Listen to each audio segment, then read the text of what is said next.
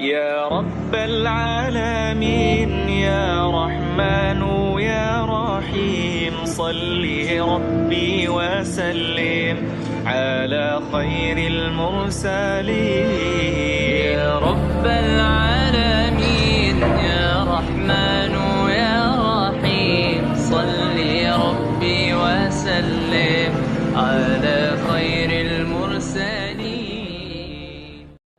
السلام عليكم ورحمة الله وبركاته. وعليكم السلام ورحمة الله وبركاته. الحمد لله والصلاة والسلام على رسول الله محمد بن عبد الله وعلى آله وصحبه ومن والاه ولا حول ولا قوة إلا بالله.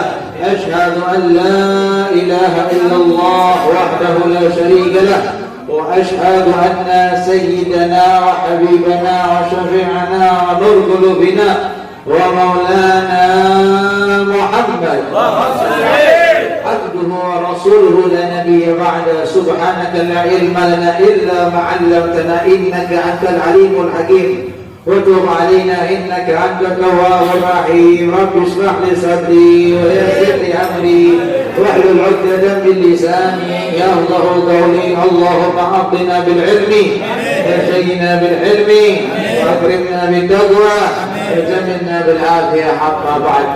Terutama yang saya hormati, yang saya muliakan kepada para habaib, para kiai, para asatidz agama, wabil khusus Al-Habib Haidar bin Yahya, mudah-mudahan Allah panjangkan umur beliau, berikan beliau sehat walafiat. Dan kepada para kiai, para asatidz lainnya yang saya tidak bisa sebutkan namanya satu persatu, mudah-mudahan mereka semua panjang umur, sehat walafiat. Amin ya rabbal hadirin hadirat, para pemuda, para pemudi, para bapak, ibu-ibu yang dirahmati oleh Allah.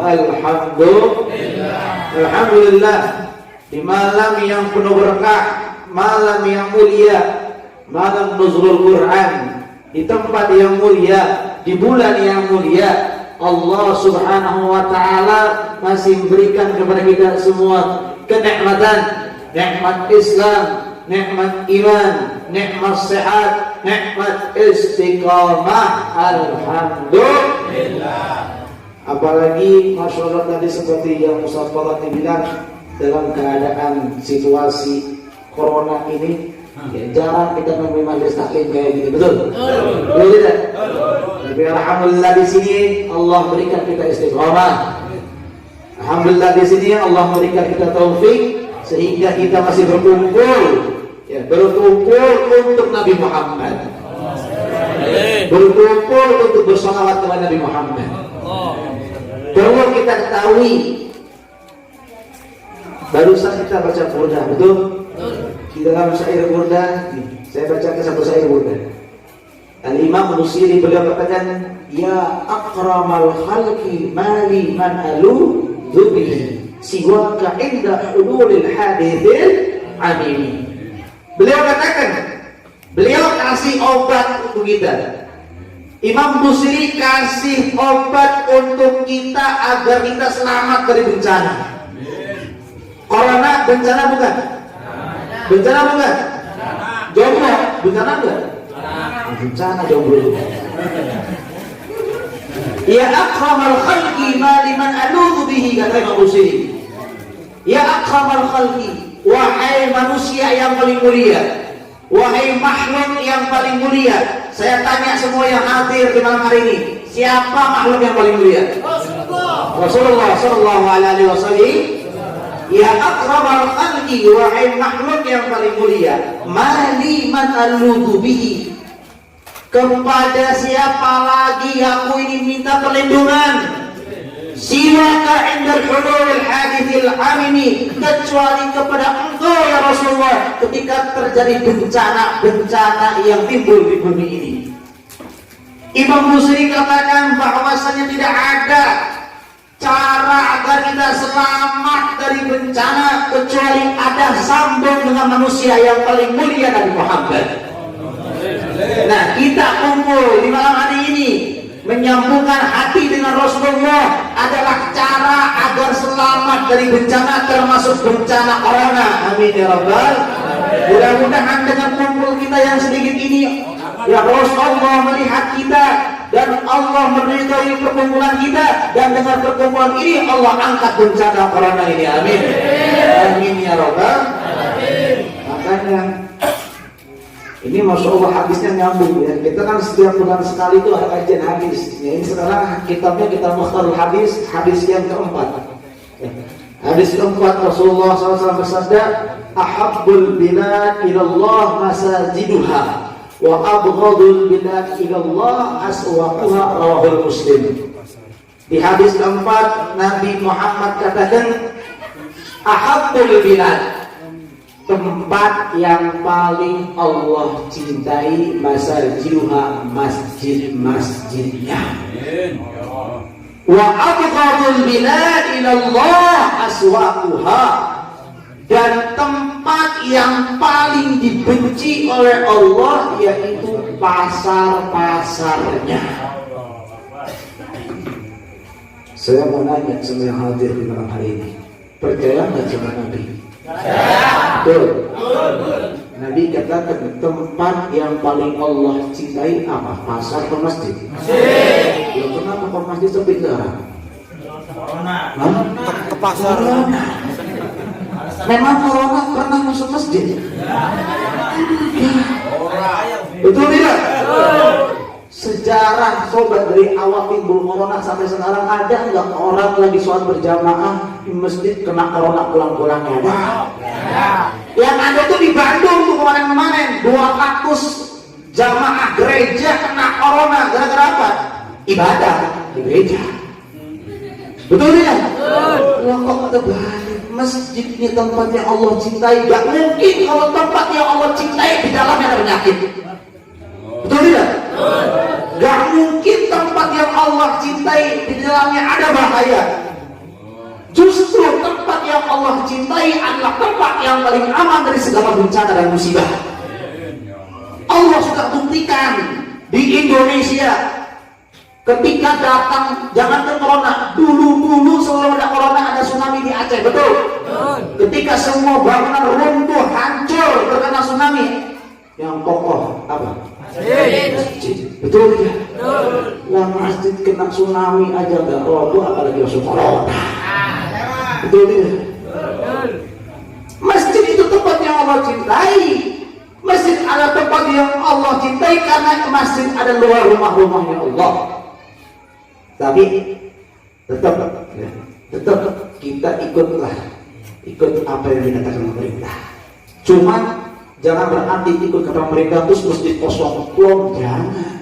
Tetap hadir sholat berjamaah di masjid, tetap hadir sholat tarawih di masjid. Karena kalau masjid kosong, ya Allah, siapa yang mau ibadah? Siapa yang mau ngisinya? Betul tidak?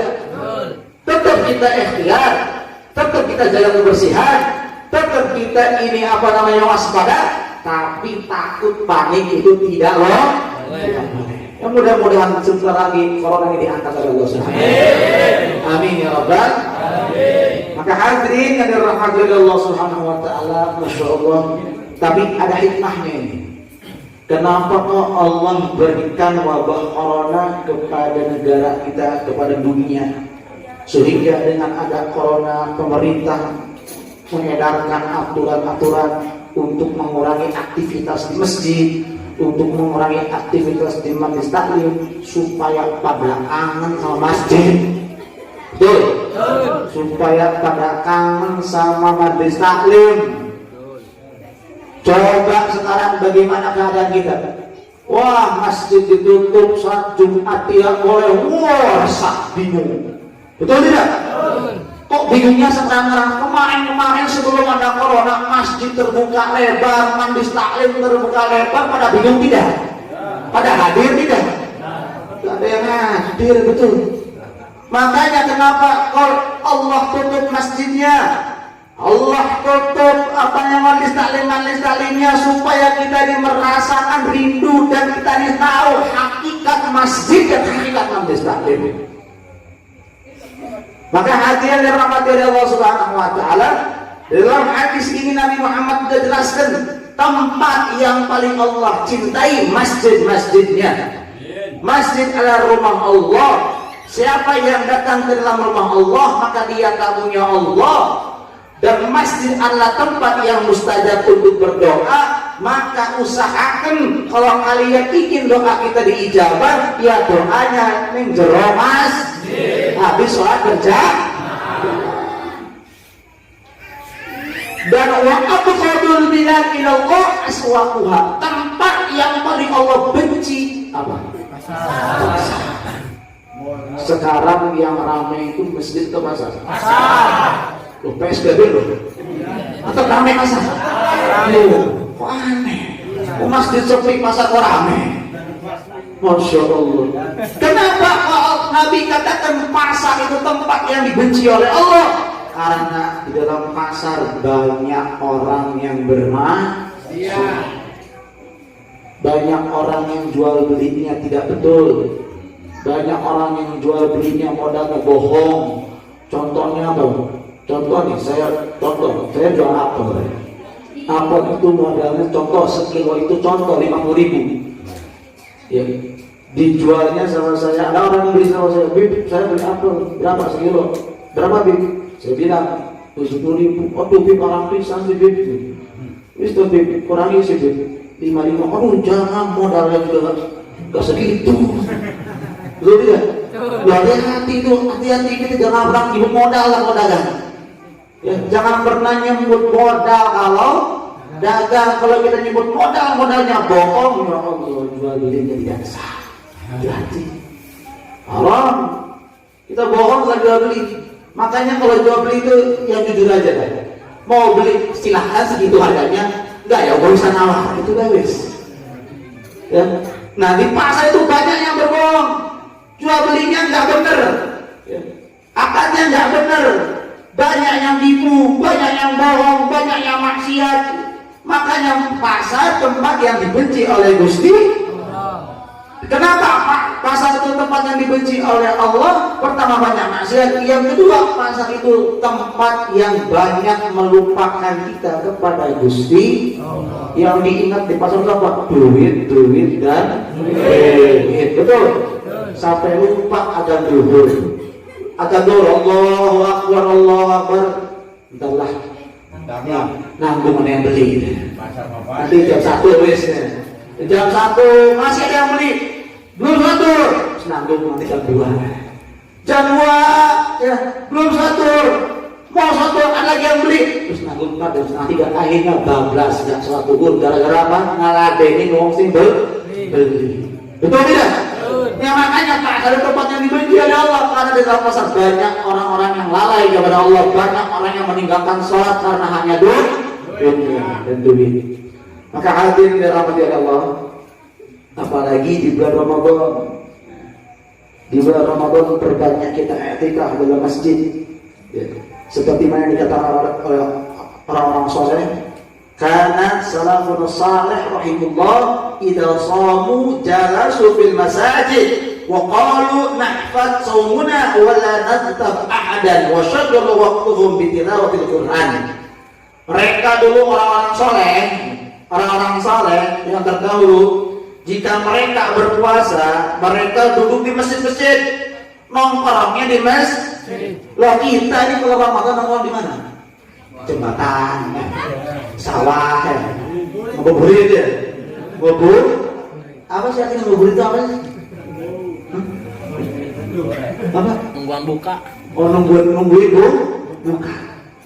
Masya Allah, dia dari pagi ya, jaga mata, jaga telinga, jaga lisan, ngabuburit lihat cewek. Ya, Masya Allah, apalagi Masya Allah sekarang ngabuburit ya Allah, yang naik motor itu perempuan gak karu-karuan, betul? Akhirnya mata melihat dengan syahwat, mampu membatalkan pahala puasa. Puasanya gak batal, pahalanya yang batal.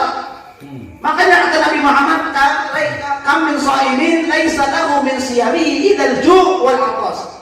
Katakan dengan Nabi, berapa banyak orang yang puasa tidak mendapatkan dari puasanya kecuali lapar dan haus.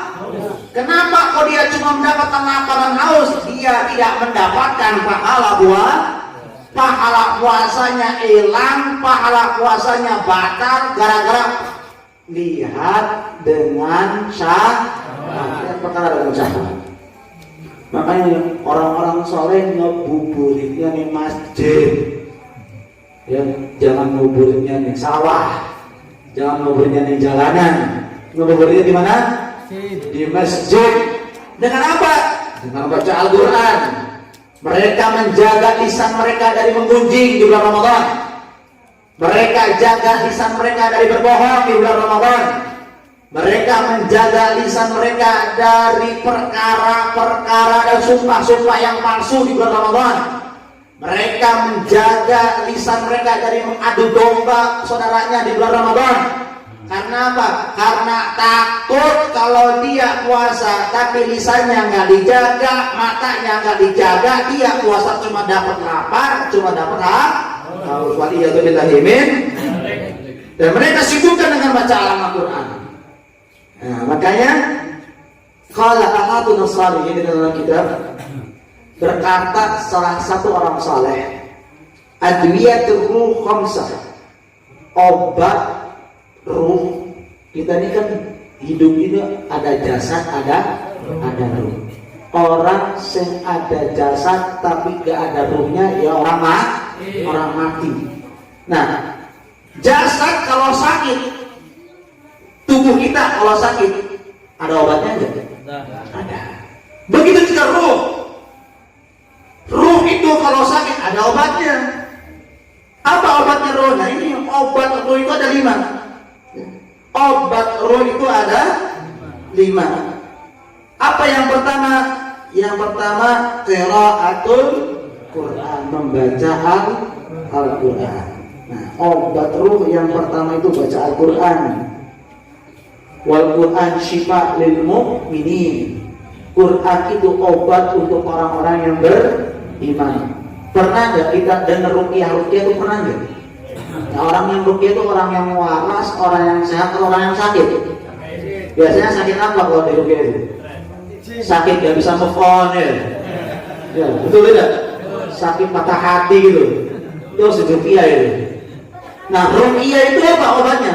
Baca Al-Quran. Nah, Quran itu memang obat. Obat untuk apa? Obat ya untuk jasad, obat ya untuk ruh kita. Maka hadirin yang dirahmati oleh Allah Subhanahu wa taala, sekarang saya mau nanya, di bulan Ramadan ini sudah berapa kali khatam? Dari tanggal 1 sampai sekarang tanggal 17 Ramadan sudah berapa kali khatam? Khatam bulan nggak ada yang belum ada yang khatam.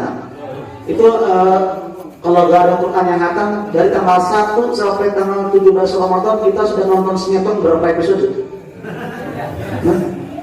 Sudah main game berapa level itu? Masya Allah, 200 episode. Kadang-kadang orang sekarang bulan Ramadan itu bukannya digunakan baca Al-Quran, ini malah mumpun corona, anak-anak sekolah libur, ya kan? Wah, nonton film beres. Dari pagi sampai dan maghrib film ditonton. Betul tidak? Quran nggak pernah dibuka, Quran nggak pernah dibaca. Makanya ciri orang yang nggak pernah baca Al-Quran itu sumpah hidupnya, gelisah hidupnya, resah, susah. Kenapa? Karena hatinya jauh dari Al-Quran. Ya, coba kita lihat orang-orang soleh. Al-Habib Abdurrahman As-Sagaf. Ya. Al-Habib Abdurrahman As-Sagaf, beliau sehari menghatamkan 8 Al-Quran, 8 kali hataman sehari. Sekali 8 kali hataman Quran. Lah kita sehari berapa hatam? Jangan hatam berapa ayat. Kalau hatam jauh. Sehari kita berapa ayat? Kadang-kadang nggak pernah baca sama sekali, betul? Minimalnya hadirin, kata Nabi Muhammad apa? Man qama bi asrati ayatin lam yuktab minal ghafilin.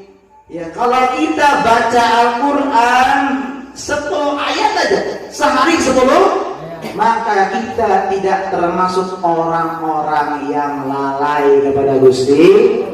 Kebalikannya, berarti kalau ada orang sehari nggak baca ayat Al-Quran minimal 10 ayat, maka dia termasuk orang-orang yang lalai kepada Gusti. Labib kita kan sholat bersalah Fatihah, diulang-ulang. Beda lagi itu sih. Bacaan Quran itu maksud di sini bacaan kita lagi tenang, waktu kita lagi santai, Quran dibaca, bukannya lagi sholat. Tapi lagi santai, tapi bacaan. Maka mulai dari sekarang minimal sehari setelah Ramadan nanti Syawal, minimal kita sehari berapa ayat? 10 ayat. Siap? Sanggup? Insya Allah 10 ayat terus insya Allah. Siap? Sehari berapa batang? Kalau rokok 12 batang loh. Sebatang berapa menit? Tergantung situasi bro. Kalau lagi galau itu ya 10 menit lah, 15 menit ya. Kalau lagi antang, lagi banyak duit, ya paling sebatang itu 2 menit lah. Betul ya? Ya Allah, 10 ayat berapa menit? Hah? 10 ayat berapa menit? 5 menit. 10 menit. Paling lama 10. Masa nggak bisa kita menyiapkan waktu untuk membaca ayat-ayat Allah Subhanahu? Lebih saya nggak bisa baca Al-Quran. Mumpung kalau nggak bisa baca Al-Quran, ya ayo ngaji. Banyak kiai, banyak musyawarah ngadakan pengajian, ngadakan belajar Al-Quran, ya duduk belajar bersama para kiai, belajar bersama para asatidz untuk bisa baca ayat-ayat Al-Quran. Nanti di akhir zaman kalian yang nggak pernah baca Al-Quran bakal nyesel ketika nanti Allah timbulkan matahari di sebelah barat. Kita semua bakal sibuk dari Al-Quran, sibuk dari Al-Quran. Ketika Al-Quran didapatkan dibuka, ternyata isinya kosong, sudah tidak ada lagi ayat-ayatnya Allah Subhanahu wa Ta'ala. Maka sebelum Al-Quran itu diangkat oleh Allah, baca dari sekarang. Karena syafi'an li ashabi Rasulullah, Quran itu pensyafaat bagi orang-orang yang doyan dan cinta kepada Al-Quran. Dan lagi orang-orang soleh termasuk Imam Ibn Hanbal ya. Imam Ibn Hanbal di dalam kitab Fa'idah Buhairatul Mukhtarah beliau katakan, karena Imam Ibn Hanbal, Imam Ibn Hanbal beliau menghatamkan Abu Hanifah. Abu Hanifah itu beliau menghatamkan Al-Quran di tempat kuburnya. Jadi orang-orang soleh sebelum mati mereka itu sudah menyediakan, sudah gali kuburannya sendiri. Sebelum mati dia masih sehat, mereka menggali kuburan mereka sendiri. Sudah digali kuburannya, orang-orang soleh itu membaca, menghatamkan Al-Quran di tempat nanti kuburan itu. Nah sekarang kita sudah nggak gali kuburan, sudah menyediakan tanah nggak nanti buat kuburan kita. Boro-boro gampang, masih sehat lah, masih muda, betul. Ya memang masih muda, memang mati itu kenal muda, kenal tua. Memang mati itu kenal sehat, kenal sakit. Orang kemarin aja artis sinetron sehat, habis fitness digelek mati kok. Betul tidak? Betul tidak? Masya Allah. Itu barusan kemarin musisi yang tuh di kota. Masya Allah, lagi di puncak karirnya, sehat walafiat, tiba-tiba meninggal. Betul tidak? Gak ada yang tahu mati itu. Nah, sekarang kita ada corona, takut, resah, gelisah, sampai nyiapkan masker, nyiapkan hand sanitizer, semprot semua rumah, takut masuk corona. Loh, kok corona sama corona takut sama mati? Gak takut. Mati itu datangnya gak ada sebab, gak ada penyebab. Mati itu datangnya mendadak. Gak kenal tua, gak kenal anak kecil, gak kenal bayi. Kadang bayi yang baru lahir dari rahim ibunya bisa mati, betul tidak?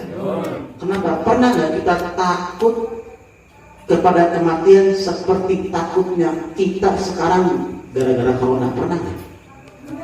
Sampai kita nih takutnya sampai kematian itu kita sampai menyediakan kafan, menyediakan baca zikir, mempersibukkan diri untuk ibadah kepada Allah. Pernah nggak kayak gitu?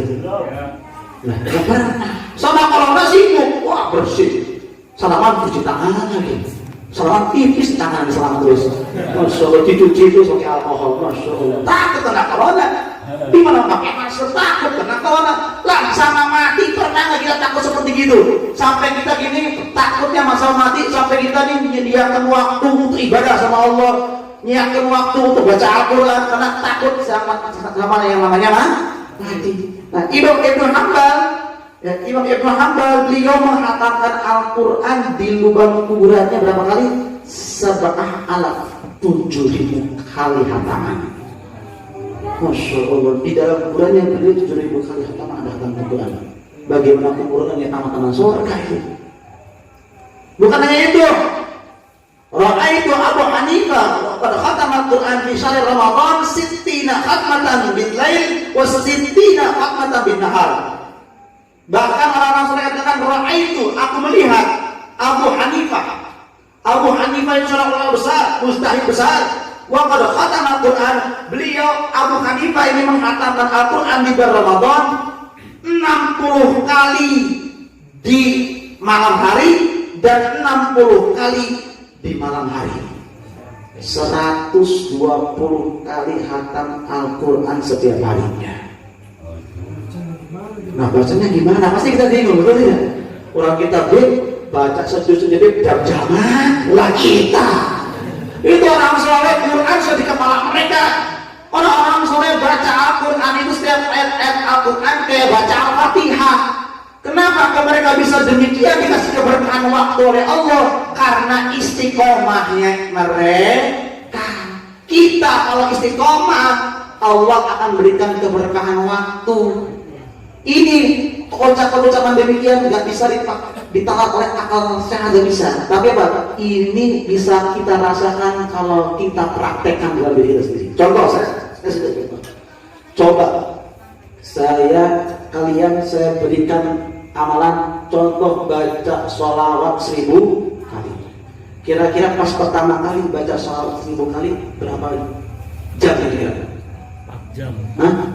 1000 kali berapa menit kira-kira? Setengah jam. Ya, setengah jam ya. Karena pertama kali. Terus istiqomah tiap hari 1000. Itu yang tadinya kita pertama kali baca sholawat 1000 kali menghabiskan waktu 30 menit. Selama sebulan kita baca, itu lama-lama kita baca sholawat 1000 kali akan menghabiskan waktu 20 menit. Karena sudah terbiasa. Istiqomah lagi terus baca sholawat 1000 kali yang tadinya 20 menit bakal jadi 10 menit. Istiqomah terus yang tadinya baca sholawat 1000 kali itu 10 menit bakal jadi 5 menit. Terus istiqomah 1000 kali bisa dalam 1 menit.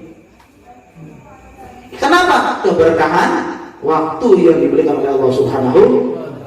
Yang merasakan siapa? Kita. Gak bisa orang lain merasakan. Menurut orang lain itu apa? Tapi menurut kita itu sebentar. Makanya keberkahan waktu itu Allah berikan kepada orang-orang yang ahli istiqomah. Jadi obat ruh yang pertama itu baca Al-Quran. Yang kedua, obat ruh itu apa? Mengosongkan perut. Nah ini nih. Makanya Al-Habib Abdullah bin Alwi Al-Haddad beliau katakan salah satu adabnya orang puasa itu jangan terlalu kenyang kalau pas buka puasa. Cuma saya mau nanya sama antum kalau buka puasa berapa piring nasinya? Setengah piring. Nah, macam-macam ya, tergantung lauk-lauk ya. Kalau lauknya bekakak ayam, waduh 2 piring habis. Betul tidak? Akhirnya perut kenyang, ya, perut kenyang, anggota tubuh yang lain bakal lapar. Maksudnya anggota tubuh yang lain bakal lapar apa? Mata kita bakal lapar, tangan kita bakal lapar, telinga kita bakal lapar. Lagi contoh mata, telinga, tangan, kaki yang lapar. Telinga bagaimana? Mata yang lapar. Kalau matanya sudah lapar, mata ini akan selalu mencari penglihatan yang diharamkan oleh Allah. Telinga yang lapar itu telinga yang selalu mencari pendengaran yang diharamkan oleh Allah. Lisan yang lapar ini bakal selalu mencela, menghina. Karena lisannya lapar. Kenapa lisannya lapar? Kenapa matanya lapar? Karena perutnya kenyang. Tapi kebaliknya, kalau perutnya lapar, maka anggota tubuh yang lain bakal kenyang. Coba kita puasa. ketika siang hari, ketika perut lapar, pasti mata ini bakal mudah membaca Al-Quran. Betul? Tubuh ini mudah digerakkan untuk ibadah kepada Allah. Betul? Mudah sholat duha, mudah untuk berpergi ke masjid. Kenapa? Karena perutnya lapar dan mata kita kenyang, tangan kita kenyang, mata yang kenyang, tangan yang kenyang, gitu. Mata yang selalu menjaga dari penglihatan maksiat. Nah, makanya di kitab Nasaih Diniyah Al-Habib Abdullah mengatakan, wa yanbaghi lis-sha'im ayyuqallil min akal wa la yastakthir minhu. Termasuk adabnya orang yang buka puasa itu apa? Adabnya orang puasa itu apa? Makannya sedikit, jangan banyak. Kenapa? Hatta yadhar alaihi atadusum. Kenapa kita gak boleh makan banyak kalau kita lapar, Habib? Supaya apa? Supaya nampak berkas kita puasa. Wa yuqatti bisirri wa maksudnya lagi wata dibuli nafsi. Karena adabnya puasa, intinya puasa itu apa? Mendidik hawa nafsu. Kalau sekarang puasa siangnya pas buka puasa sepedi meleduk ya sama baik. Akhirnya makan banyak, buka puasanya makan banyak, ngantuk, habis sholat maghrib ngantuk, nggak sholat bablas sampai sahur makan gitu. Nah, makanya salah satu obat ruh itu apa di bulan Ramadan? Mengkosongkan perut. Yang ketiga obat ruh itu apa? Bangun malam untuk ibadah. Nah, seperti malam hari kita ada pengajian ini ibadah, dan ibadah seperti malam harinya adalah obat ruh. Sehingga kalau kita membaca Al-Quran, perut kita dikosongkan, dan malam bulan Ramadan kita isi dengan ibadah kepada Allah, insya Allah ruh kita bakal menjadi ruh yang kuat. Amin ya rabbal alamin. Dan yang keempat apa? Merendahkan diri kepada Allah Subhanahu, terutama di akhir-akhir malam bulan Ramadan. Ashraf awakhir, 10 akhir bulan Ramadan. Nabi itu yajtahid fi ashr awakhir ma lam yajtahid fi ghairi. Nabi itu bersungguh-sungguh di 10 akhir bulan Ramadan. Ibadahnya dinaikin volumenya oleh Nabi. Sampai-sampai Nabi katakan apa? Nabi kalau masuk 10 akhir bulan Ramadan, Nabi mengkuatkan ikatan sarungnya. Artinya apa? Siap-siap untuk ibadah kepada Allah Subhanahu wa ta'ala. Tapi kebalik, umatnya Nabi kalau masuk 10 akhir bulan Ramadan bukannya tambah semangat, malah tambah loyo. Kenapa tambah loyonya? Apalagi sekarang, aduh Beb, 10 akhir bulan lagi lebaran gak punya duit gara-gara corona, Beb. Gak bisa beli baju lebaran, gak bisa beli sepatu lebaran, gak bisa beli sendal lebaran, loyo. Harusnya 10 akhir bulan Ramadan kita tambah semangat, tambah getol ibadahnya kepada Allah. Karena kata Imam Ghazali, Lailatul Qadar itu sering jatuh pada 10 akhir, terutama di malam-malam ganjil di hari akhir bulan Ramadan. Mudah-mudahan kita semua dapat malam Lailatul Qadar. Amin ya rabbal.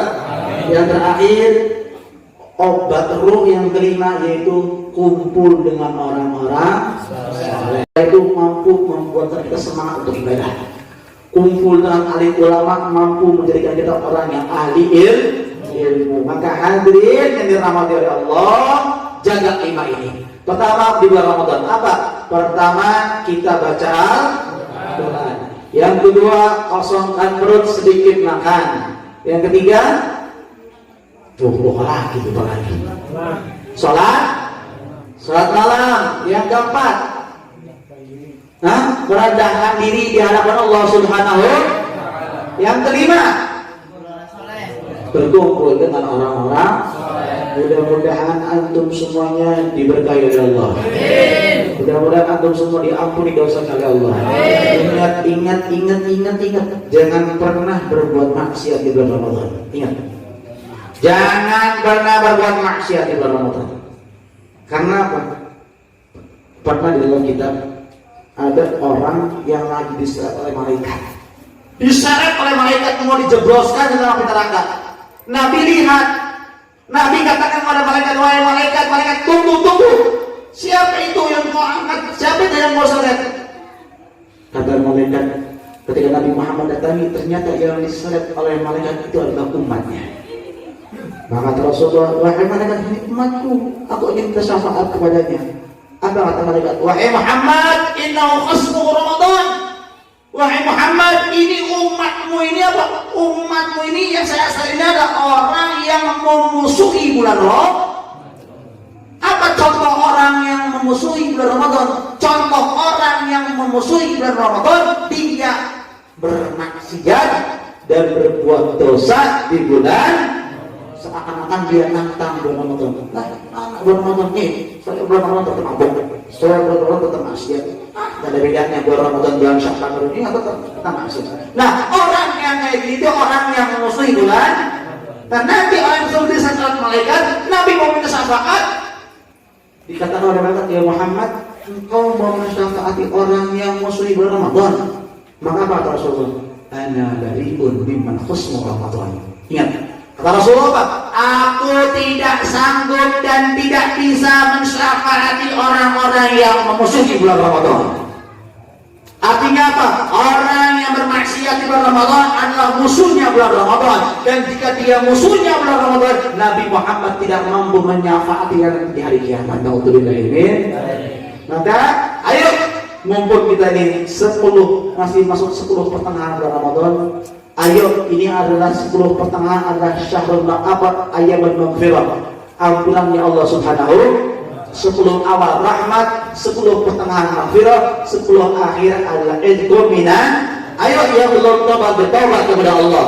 Ayo yang masih maksiat bertobat kepada Allah. Mumpul kita masih di bulan ampunan Allah, minta bertobat kepada Allah, minta ampun saja dari ampun oleh Allah. Dan mudah-mudahan puasa kita, sedekah kita, ibadah kita, sholawat tarawih kita, dan sholawat kita dan bacaan Al-Quran kita diterima oleh Allah Subhanahu wa Ta'ala. Dan mudah-mudahan kita semua mendapatkan malam Lailatul Qadar dalam keadaan ibadah, dalam keadaan taat kepada Allah Subhanahu wa Ta'ala. Amin ya rabbal. Allahumma barik lana fi syahrina Ramadan. Allahumma barik lana fi syahrina hadza syahr Ramadan. Allahumma barik lana fi syahrina syahr Ramadan. Wa'inna ala dzikri wa siyam. Tolong like and share.